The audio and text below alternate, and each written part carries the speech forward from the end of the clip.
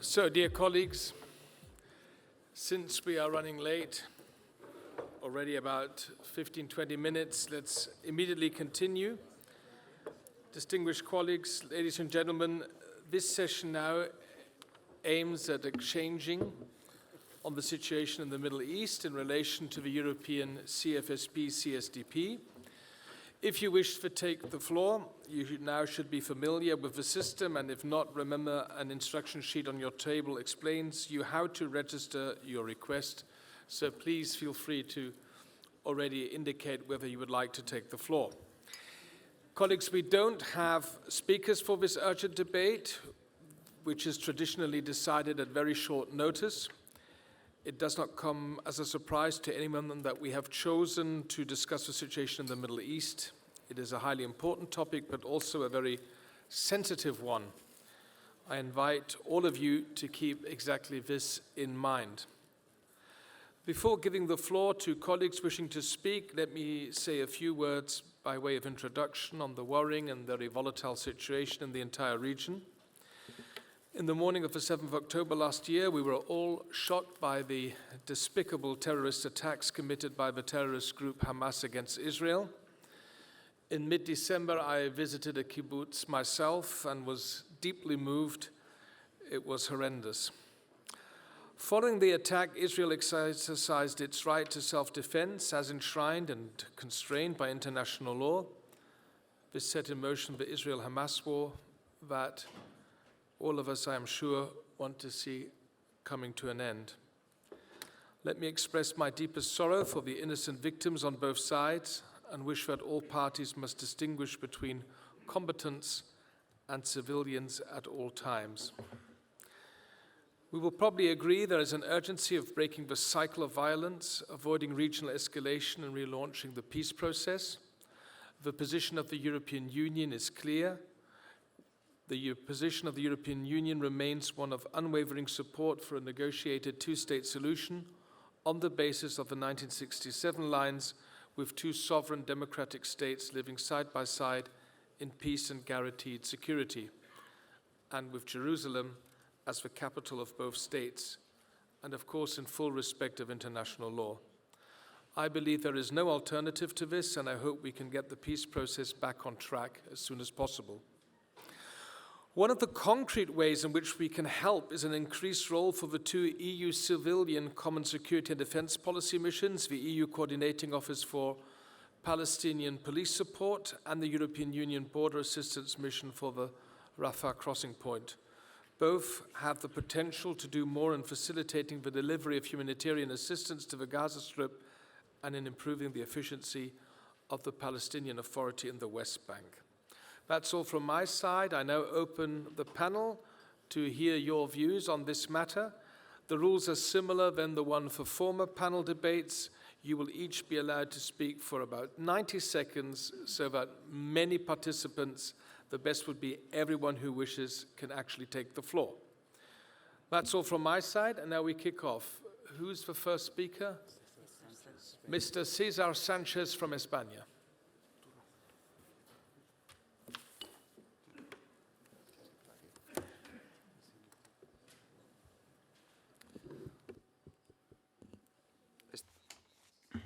Dear colleagues, as you know, Spain has suffered the scourge of terrorism for decades.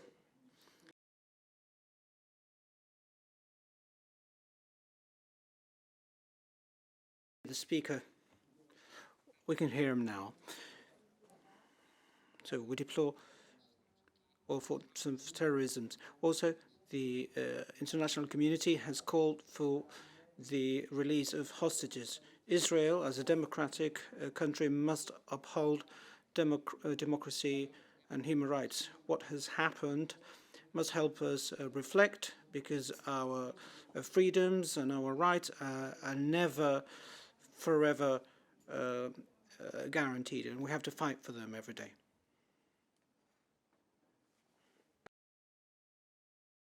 Okay. Thank you, dear colleague. Next is Javier Nart from the European Parliament.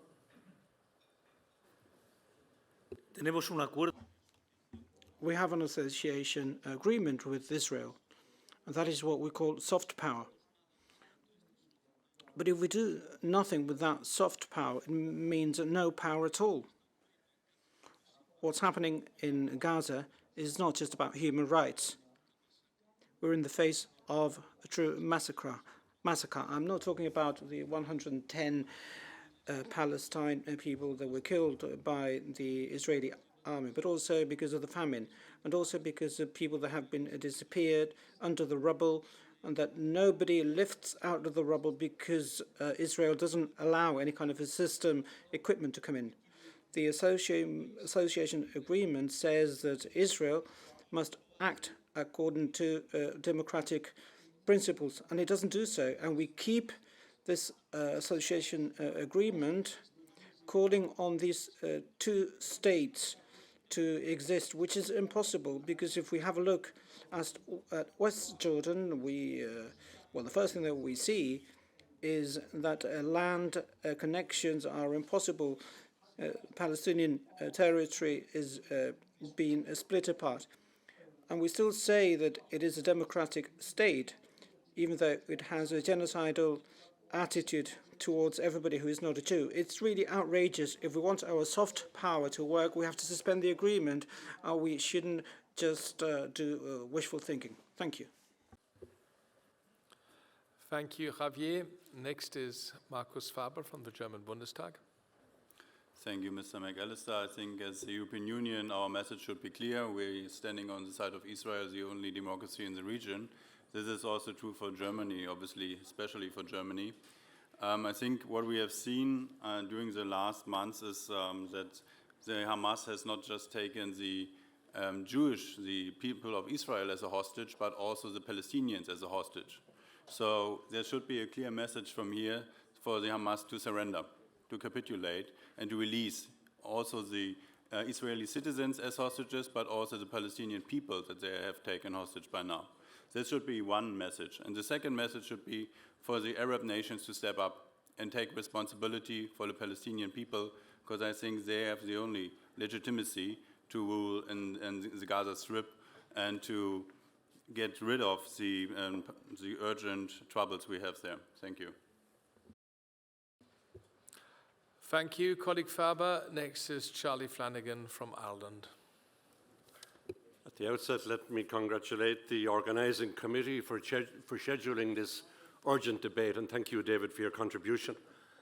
On the 26th of January, the United Nations Relief and Works Agency, UNRWA, which provides vital services for Palestinian refugees, announced the termination of contracts for several employees and an investigation into allegations of their involvement in the Hamas attack of the 7th of October.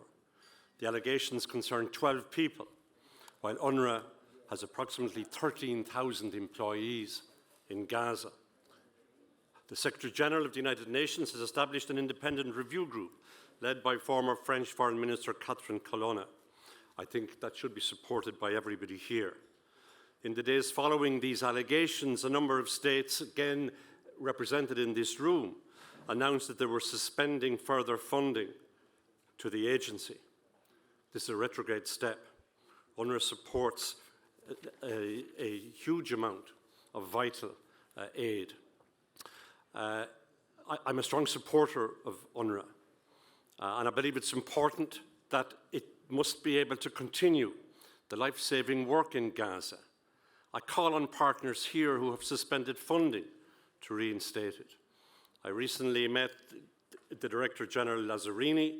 He's cooperating fully with the review.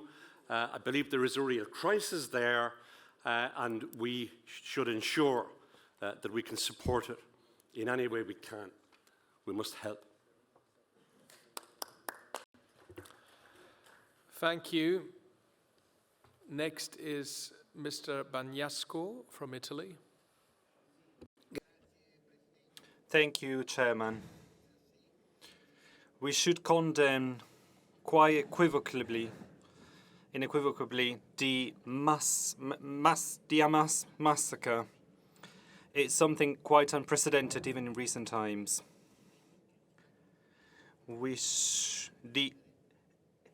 Israeli state needs to continue living as it has done recently. At the same time, we must be very clear in saying that all democratic states must do their utmost at a diplomatic level to convince Israel to provide answers.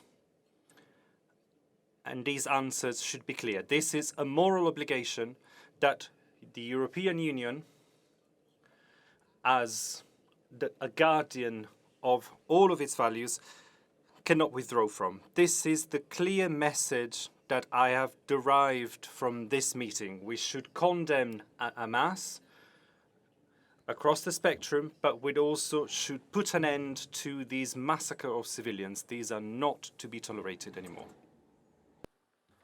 Thank you. Next is Tom van den Kendelare from the European Parliament. Dank u wel, meneer de voorzitter. Hoge vertegenwoordiger Borrell werkt aan een vredesplan en een vredesconferentie met het oog op... We are busy putting together a peace conference with the wish of bringing a sustainable solution to this conflict. We need broader outlooks. The peace initiative was discussed with the Foreign Affairs Commission.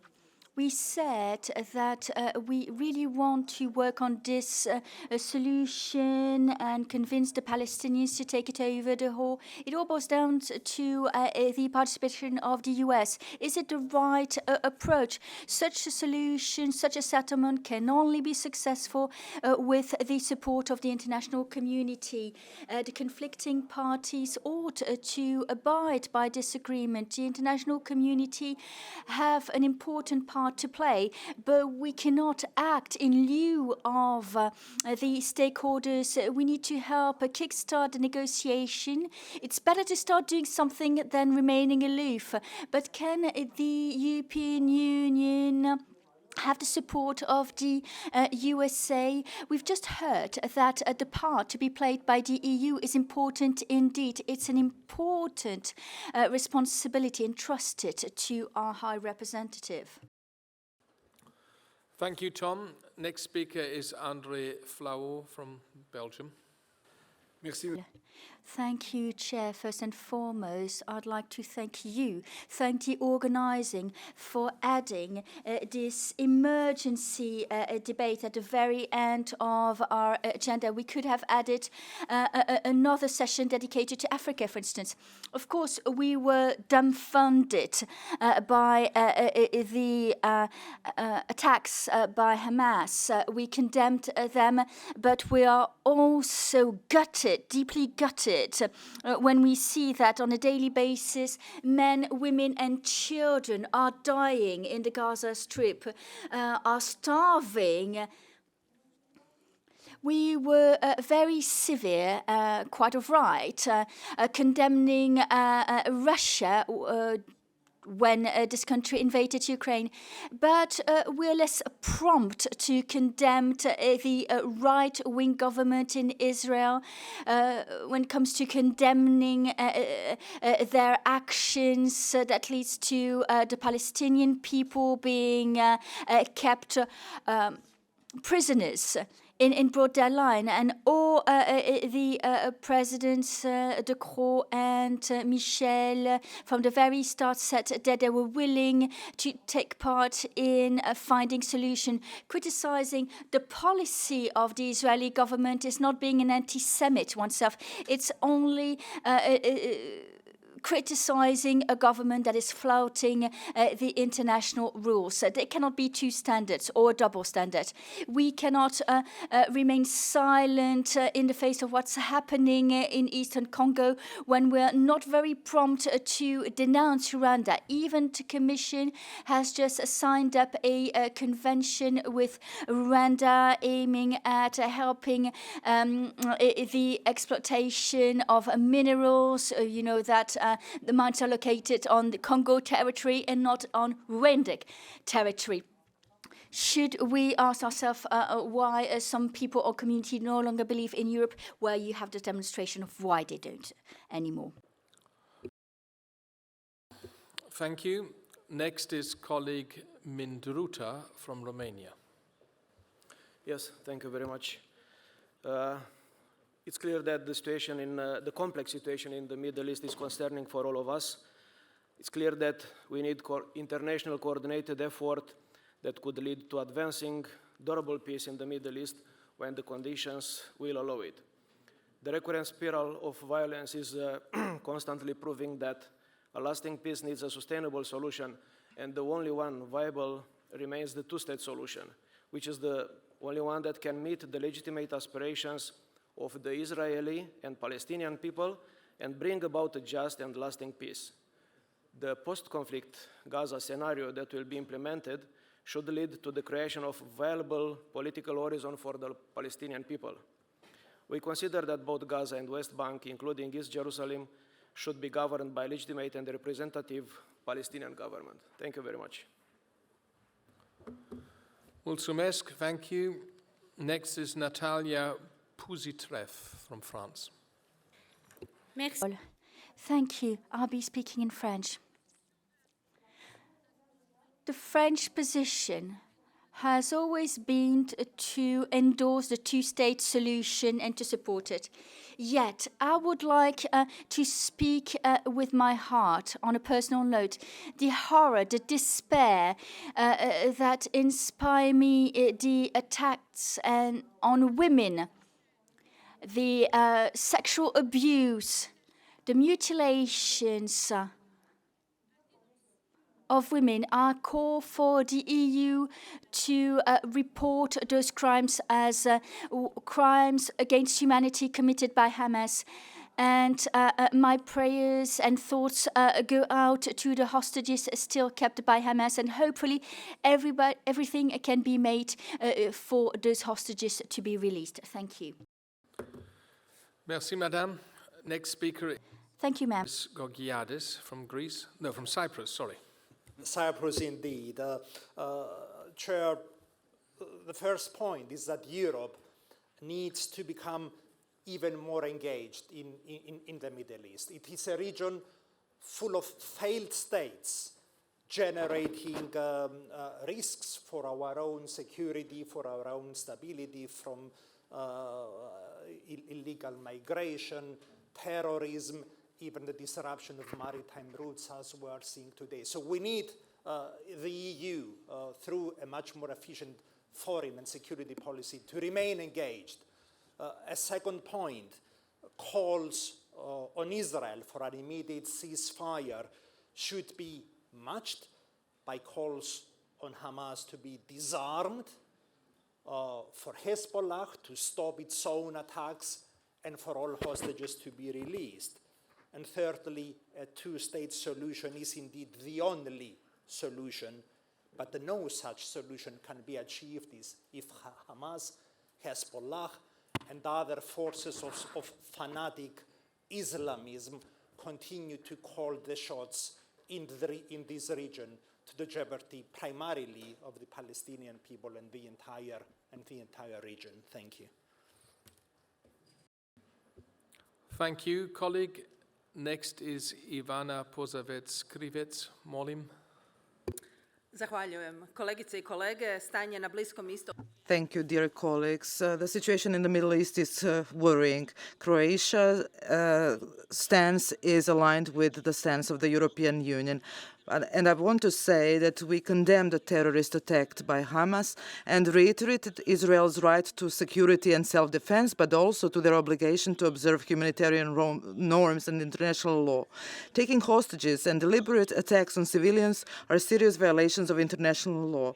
As in any conflict, international humanitarian law must be fully respected in order to protect civilians, especially women and children. Croatia is included in all initiatives of urgent humanitarian aid to the civilian population in Gaza through international organizations. We continue to call for the immediate release of all hostages. Unhindered and safe access to humanitarian aid must be ensured, including through humanitarian corridors. In conclusion, my colleagues, Croatian members of parliament, in Sabor have several times gone to Israel and witnessed firsthand the consequences of Hamas attacks we mustn't close our eyes. We have to find a solution, and we have to find the way out. Thank you. Voila. Thank you very much. Next is our speaker, Kimmo Kiljunen. Mr. Chair, you are right saying that 7th of October last year we witnessed a brutal terrorist act by Hamas. You're also right saying that Israel does have the right for self-defense and all the hostages should be released. At the same time, one war crime doesn't make other war crimes justified. This problem of violence didn't start at 7th of October. It's much, much more longer, decades, maybe even 1 century. We have witnessed a vicious circle of violence and retaliation in the Middle East. In Finnish, we have a saying, make revenge, dig 2 graves. Unfortunate that we are now witnessing. The problem is that in one territory, one area, 2 nations, Israelis, Palestinians cannot live together. 2 religions, Muslims and Jews, cannot as if live in the same territory together. We have obviously, as international community, since 1947 proposed 2-state model. How realistic is that today when both Netanyahu and Hamas both reject the 2-state model? Okay, 1 state. Let's live those 2 nations, 2 religions together in 1 state, and that will be a democracy. I think that's the conclusion. That's one of the options. Thank you. Thank you, dear colleague. Next is Evangelos Apostolakis from Greece. Thank you, Mr. Chairman. Dear colleagues, beyond the war in Ukraine, the ongoing Gaza crisis in the Middle East and the rising tension in the Red Sea, we continue to face a hostile security environment and an increasingly diverse threat landscape and heightened geopolitical competition. The ongoing operation EUNAVFOR Aspides depicts EU determination to materialize common security and defense policy. Greece, along with other like-minded EU countries, had led the initiative towards that operation, not only by hosting the headquarters for the operation in Larissa, but also providing and deploying a naval asset in the area of interest, provided that we are the pillar of stability and security in the southeast region of EU borders and trying always to do the best towards a common security vision. However, the decision for the operation was based on the practical modalities on the Article 44 of the Treaty on the European Union that enables a group of willing and able member states to plan and conduct a mission or operation with the EU framework and thus provide greater flexibility and swiftness to our decision-making. How do we envisage and what initiatives are you willing to take in order to formulate a common strategic culture embraced by all, strengthen our unity and solidarity, and above all, enhance our capability and capacity and willingness to act together, protect our common interests and defend our value, and finally to make EU an effective and reliable security provider. Thank you. Thank you. Next speaker is Aron Emilsson from Sweden. Thank you, Chair, colleagues. And once again, a brutal war is taking place in front of our eyes in Gaza between Israel and Hamas, with severe consequences and a high amount of civilian casualties in the footsteps of the war. And I would like to make 3 remarks and stands during this session. 1, let's not forget that Hamas started this ongoing war with a large-scale attack October the 7th. It was a declaration of war not only on civilians but also on the state of Israel's existence. But this conflict goes way back during history, as we know. And just a couple of days ago, I met with the State Secretary of Qatar, together with the Speaker of the Swedish Parliament, and was interested in hearing their key role during this, with this mediating role in the urgent regional disputes of the Middle East, not only when it comes to the ongoing war, but also the conflict the attacks on civilian trade shipping in the Red Sea. And I mean, the crucial point is that we need to see a ceasefire, we need to see a release of hostages, and we need an immediate entrance for the humanitarian aid in much larger scale than today into Gaza. It's central to save civilians' life and avoid mass starvation in the short term. But the long-term solution is still a two-state solution, but also that Hamas attack needs to be condemned and anti-Semitism fought internationally and globally, which is a growing problem. Thank you. Thank you, colleague Emilsson. Next is Teresa Scavenius from Denmark. Thank you. I support those who have the interventions here that say that we should approach this crisis in the same manner as those, the way we do in Russia and Ukraine. We should need to have the same moral standards, every life that is matters. And this conference is about security, so it's really about understanding who are the aggressors and what escalates different crises. Hamas obviously is an aggressor, but Israel is also acting as an aggressor. So we need in Europe speak on behalf of moral and rule of law principles and condemn the actions and to end the human crisis in Palestine.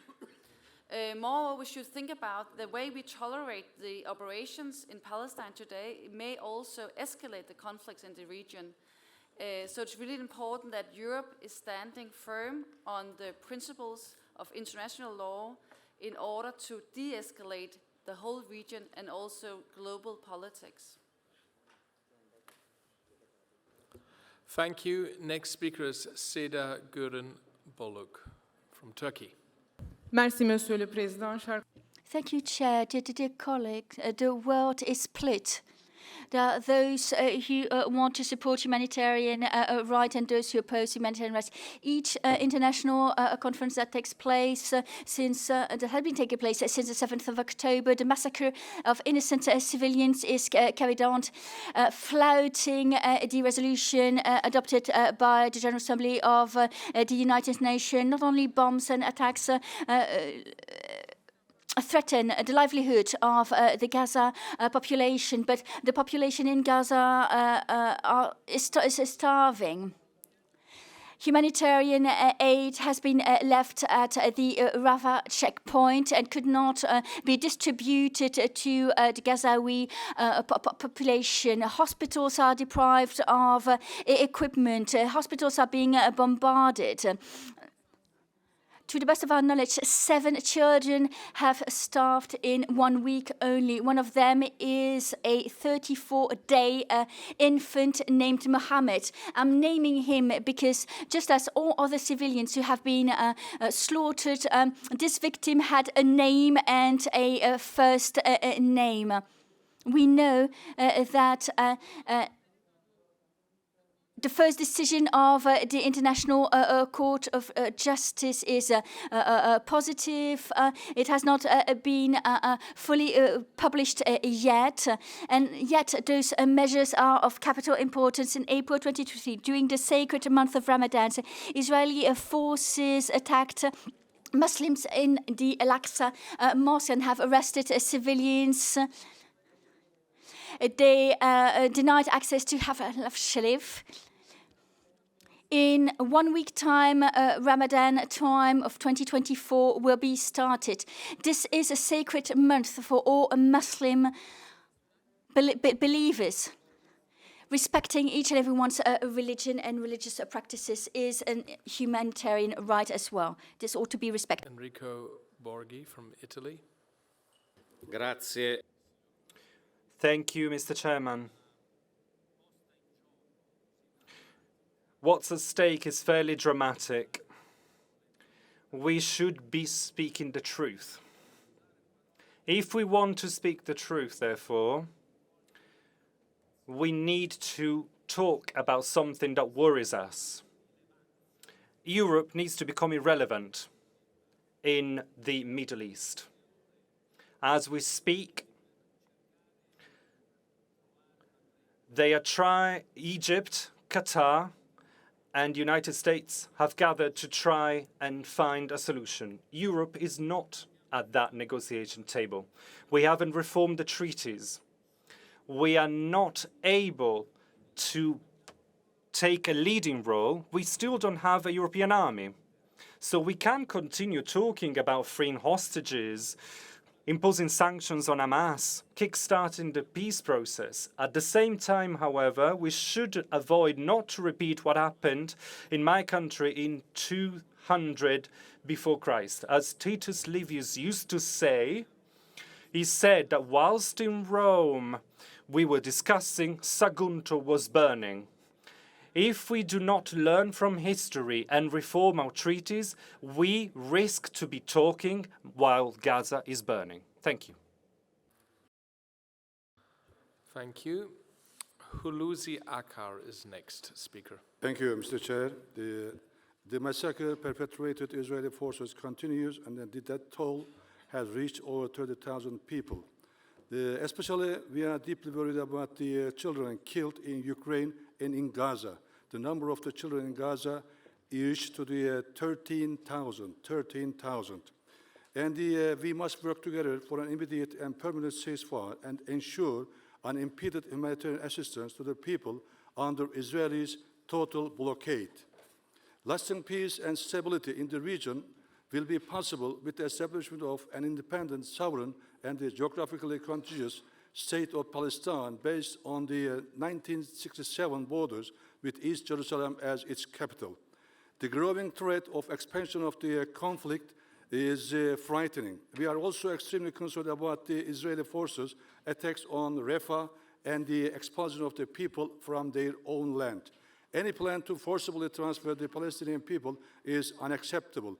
We are also concerned that some countries have suspended funding to the UNRWA following allegations against some of its staff. We called on these countries to reconsider and reverse their decisions. As Turkey, we are ready to contribute to the settlement of the Israeli-Palestinian conflict in every possible way, including a guarantor mechanism to facilitate the peace. Thank you. Teşekkür. Thank you. Next is Carmelo Abela from Malta. Thank you, Chair, and thank you for bringing this subject for discussion. I do concur with your opening remarks as well. We all know that this is a long-standing issue, and unfortunately, we experienced escalation from time to time, including on what happened on the 7th of October, which we condemn and continue to condemn, but equally we need to condemn what's happening afterwards as well. We need to say loud and clear that all lives matter, irrespective of nationality, and the loss of lives should always be condemned. I think we are past the condemnation now. We need to see what is the way forward. And as a way forward, definitely there needs to be an immediate ceasefire.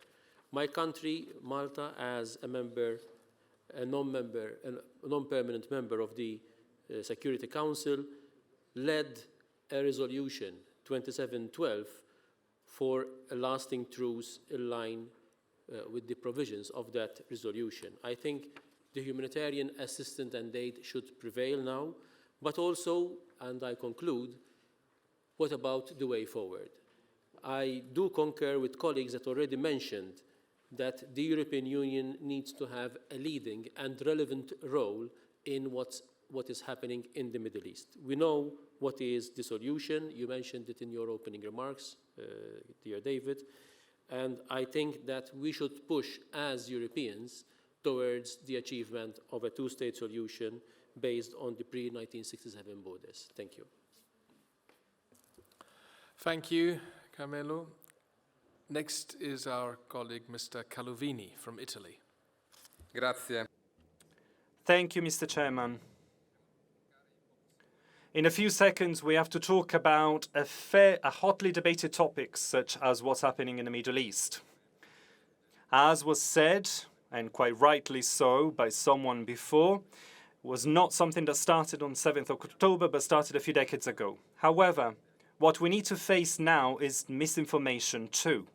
We've talked at length this morning about misinformation as far as Russia and Ukraine are concerned. This, however, is something that cannot be ignored as far as the Middle East is concerned too. It is increases that somebody is trying to put Hamas and Israel on the same level. Hamas is a terrorist group, wants to put an end to a democratic state. Israel, with all its faults, should be respected as a country. Europe has, therefore, very specific tasks. It needs to start negotiating with Arab states that are trying to mediate.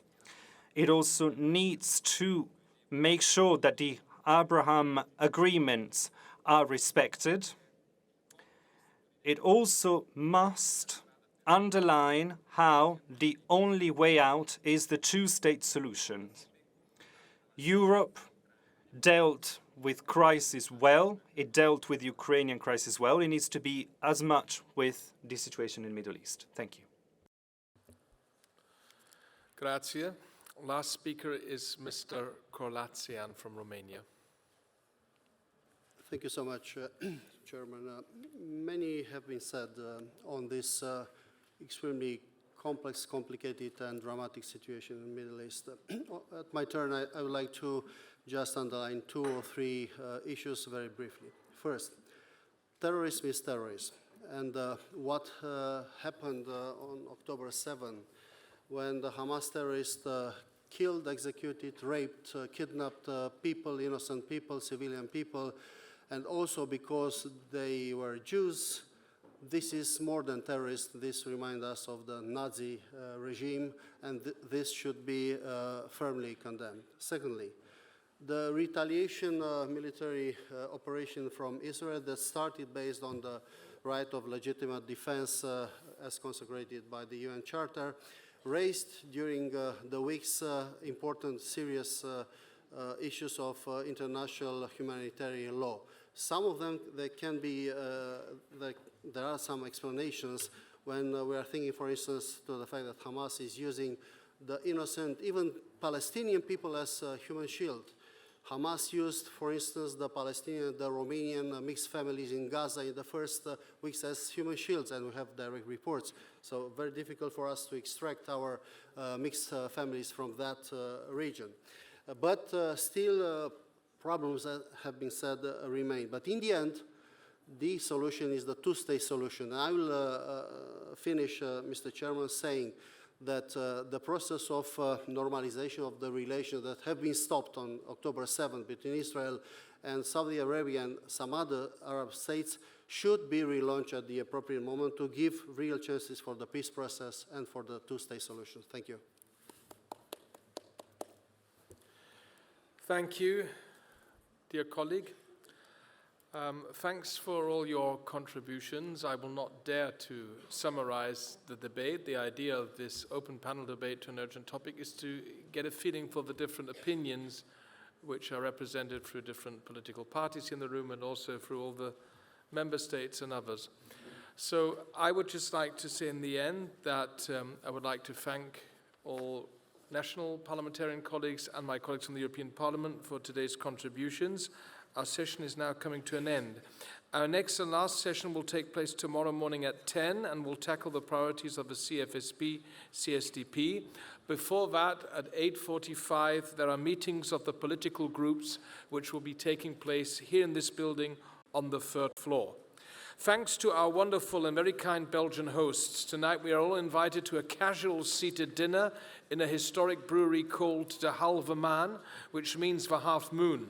The location is in the city centre of Bruges. You can find a map and all the indications in your file. Please don't forget to bring your badge, name tag to get past security. So please bring your name tag and badge tonight. We are expected at 7 o'clock, so please be on time if you wish to be able to choose where you sit. Thank you all and have a wonderful evening.